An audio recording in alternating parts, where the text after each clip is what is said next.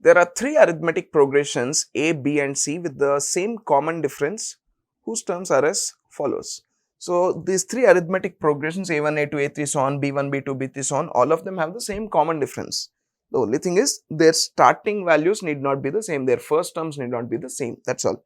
So, if it is known that Bm is equal to B1, Am by Bm is 6 by 5, Cn is B1 and An by Bn is 8 by 7, find A1 by C1. Right, it looks like a mouthful, it really looks quite complicated, right.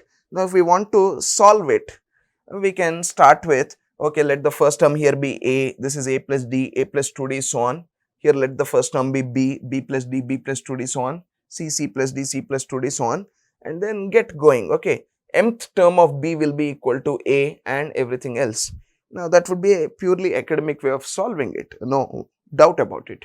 But if we have to answer this in an exam, what is the quickest way to do this in an exam?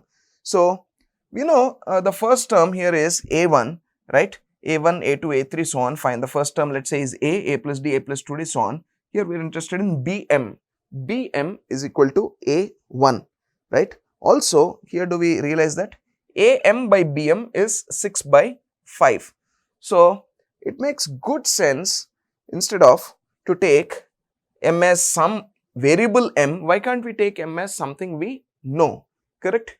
M is something we know. Let us assume a value of M, let us say M is equal to 2. What happens?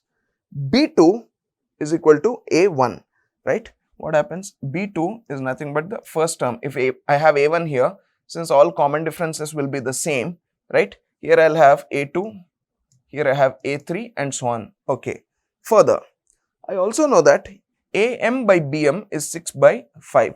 What does it mean? Since I am taking M is equal to 2, A2 by B2 is 6 by 5, which means this term is 6 and this term is 5. Further, I also know B2, M is A1, so B2 is A1 means the first term is 5. So, my first progression is 5, 6, 7, 8, so on. Right, first term is 5, common difference is 1. What about the second progression? Second term is 5 means first term will be 4, 5, 6, 7, so on. Okay, so we're clear. We have a good understanding of A and B now. This is good enough.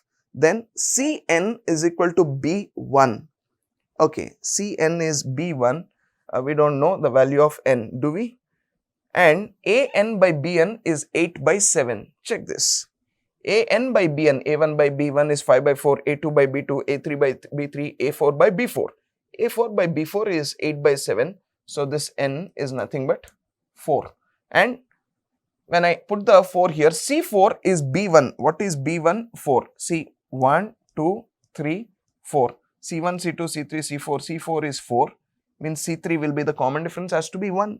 Here the common difference is 1, here the common difference is 1, here also the common difference has to be 1. So, if this is 4, this will be 3, this will be 2 and this will be 1. What is the question asking finally? Find A1 by C1. A1 by C1 would be 5:1 or 5 by 1, option A. Now, we could have solved this using A, B, C with a common difference A plus D, B plus D, C plus D and so on also, but definitely a very time consuming way in the exam. In the exam, taking any one value of M would have really hastened the whole thing.